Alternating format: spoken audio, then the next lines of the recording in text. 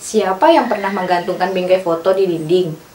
Kalau pernah, kamu tahu nggak kenapa paku yang menahan bingkai foto kamu dapat menembus tembok yang tebal? Hal ini dikarenakan adanya tekanan pada paku. Kok bisa ya? Nah, untuk menjawab pertanyaan tersebut, pada video ini kita akan belajar materi tekanan pada zat padat. Assalamualaikum warahmatullahi wabarakatuh. Halo teman-teman semua, apa kabarnya? Semoga kamu tetap semangat belajar ya.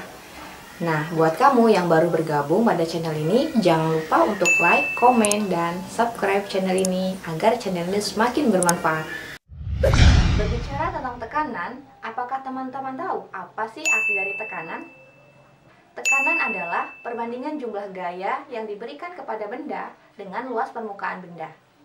Jadi, jika kita hubungkan dengan fenomena paku dan dinding tadi, ketika paku yang runcing ditempelkan ke dinding, kemudian kamu memberikan gaya yang cukup besar, maka tekanan yang dihasilkan juga besar. Tekanan yang besar inilah membuat paku melubangi dinding. Ada pertanyaan menarik nih, coba deh, apa yang akan terjadi jika yang dipukul adalah bagian yang runcing pada paku? Apakah bagian datar pada paku dapat menembus tembok? Ya susah dong, karena kamu bakal kesulitan untuk mendorong bagian paku yang datar pada tembok. Percaya deh, mau sekuat apapun kamu memukulnya, temboknya akan sulit untuk berlubang. Hal ini karena tekanan pada bagian paku yang runcing jauh lebih besar dibandingkan pada bagian paku yang datar. Kok bisa ya?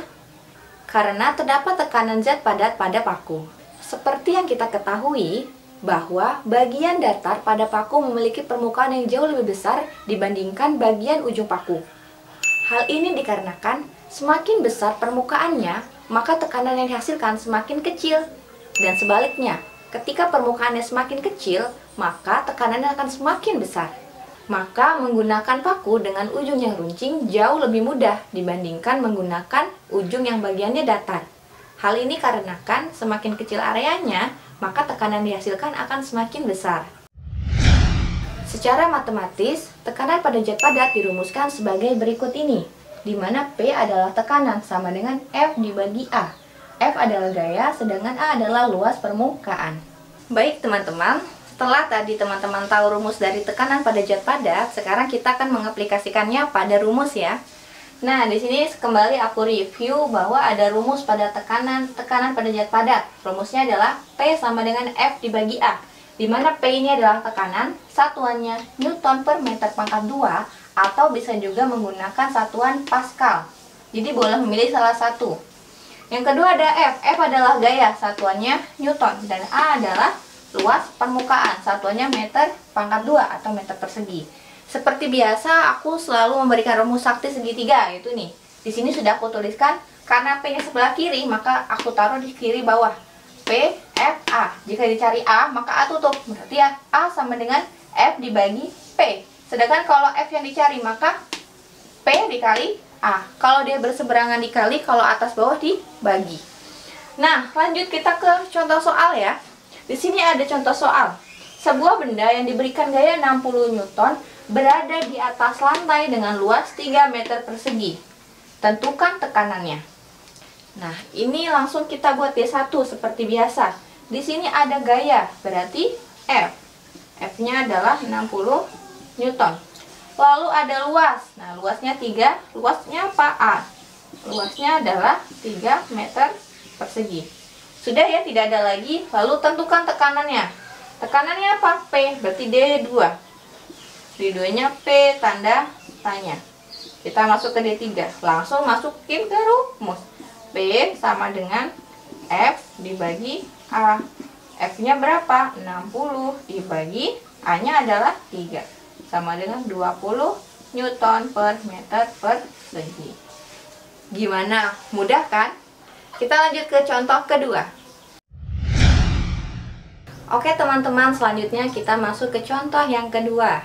Di sini ada sebuah kubus besi memiliki panjang sisi 5 meter yang diletakkan di atas meja. Jika tekanan dihasilkan kubus sebesar 10 Newton per meter pangkat 2, maka berapakah gayanya? Nah, kita masuk di satu dulu ya. D1. Dilihat, di sini adanya sisi, nggak ada luas. Berarti kita tulis dulu, sisi E sama dengan 5 meter. Lalu ada tekanan adalah P. 10 N per M pangkat 2. Terus D2-nya adalah gaya F. Nah, tapi coba kita perhatikan, apakah di sini ada luas permukaan? Nggak ada ya. Nah, ini perlu diperhatikan nih. Di sini ada kata kubus. Ada yang ingat rumus dari luas kubus? Ya, benar. Luas kubus adalah, kita buat di sini, sisi kali sisi. Berarti sisinya berapa? 5. 5 dikali 5 sama dengan 25 meter persegi. Kalau sudah dapat luas permukaannya dan sudah ada tekanannya, kita masuk ke D3, yaitu yang dicari adalah gaya. Coba, di sini ada rumusnya nggak? Gaya seperti apa? Kita aplikasikan rumus segitiganya ini.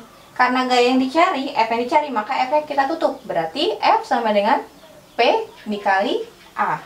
F sama dengan P dikali A. P-nya berapa? 10 dikali 25. 10 kali 25 sama dengan 250 Newton. Begitu teman-teman. Gimana, mudah ya? Oh iya teman-teman, setelah teman-teman tadi tahu pengertian dari tekanan, rumusnya, bahkan contoh-contoh soalnya, selanjutnya aku mau kasih tahu penerapannya dalam kehidupan sehari-hari. Yang pertama adalah mata kapak yang dibuat lebih runcing. Kenapa demikian? Karena mata kapak yang runcing akan memberikan tekanan yang jauh lebih besar, sehingga memudahkan kita untuk membelah kayu. Yang kedua adalah alas sepatu salju dibuat lebih lebar. Kenapa demikian? Karena semakin lebar permukaannya akan membuat tekanan semakin kecil, sehingga membuat kita tidak mudah terjatuh di atas salju. Yang ketiga yaitu kaki pada bebek yang berselaput dan lebar. Nah, kenapa demikian? Kaki bebek yang lebar ternyata memberi tekanan yang jauh lebih kecil, sehingga bebek tidak mudah terjatuh pada area yang berlumpur. Yap, sudah selesai deh materi tentang tekanan pada zat padat. Yang perlu diingat adalah semakin besar gaya hidup kamu, maka semakin besar juga tekanannya. Jadi, jangan kebanyakan gaya ya. Untuk menambah pemahaman kamu dalam tekanan zat padat, aku kasih kamu beberapa soal di akhir video. Silahkan dikerjakan di rumah ya. Cukup sekian dari aku. Terima kasih. Dah. Assalamualaikum warahmatullahi wabarakatuh.